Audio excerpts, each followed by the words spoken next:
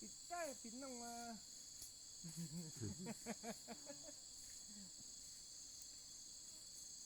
thôi này ớt mới gì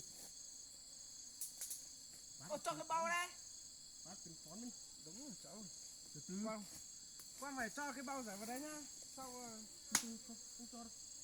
Cái kia để đót. Ý không có nước rửa đâu. các cái bàn nhà này đấy đúng không Cho mấy triệu ảnh mẹ tí vào đi trồng trâu bắt đi chết. đất chỉ số chứ làm gì mà dám có sự đàng hoàng các sau nó đúng mình thì thành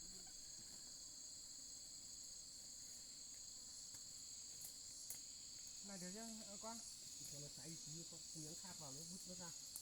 này được rồi làm tưng Cứ cho nó cháy, nó không cháy vào trong. nó cháy hoài nghĩ thật là con đó là con con Thôi gọi quý lắm đúng không ạ? cô đây cô làm gì đấy 24 tiếng trước làm gì băm Ừ. có cắt thì đỏ chót đỏ đứt Thế mà chẳng gọi. có biết là qua ăn đâu thế thì bám thông này em bám thông này tự thông ơi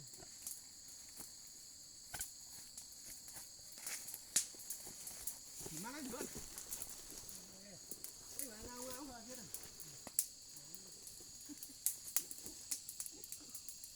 Các bạn giỏi đi. Các bạn giỏi đi. Xẻo má từng miếng mà sắp xoay đi. Phải biết thứ nhớ nhớ lý nó phải à. cái này mình về nhà mình giả máy là mấy chục nghìn cho anh Cho chủ á. đấy Cho bao nhiêu thì cho tùy. cho nó thèm nán khoảng 100-200 nghìn nhớ mình bao này nhiều đấy cứ cho vào hai tôi hai người bê một cái hai người bê cái là xét mà Cái lốt tao đi á. cho cái kia ra đây con Rồi cái bác này thì đấy. cắt cho nó nhỏ tí đi ao à nó rộng quá cắt cho nó nhỏ như hai cái này này hai cái vừa sấy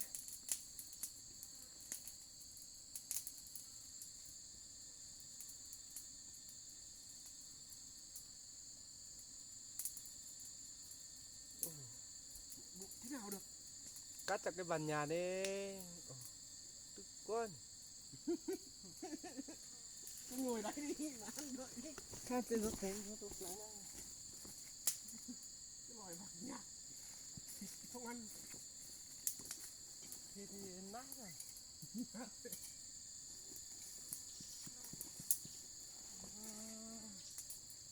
Bảo phát đi.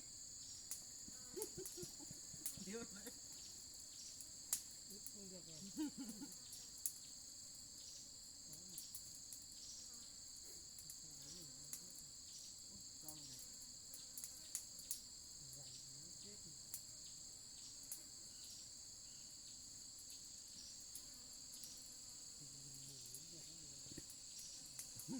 Khỏe, phô mới lại chỉ nữa.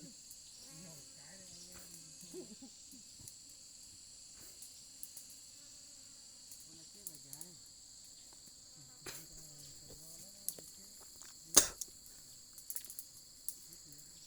Không chết thì bán mấy chục triệu ấy. Bối à? Để em phải đeo này.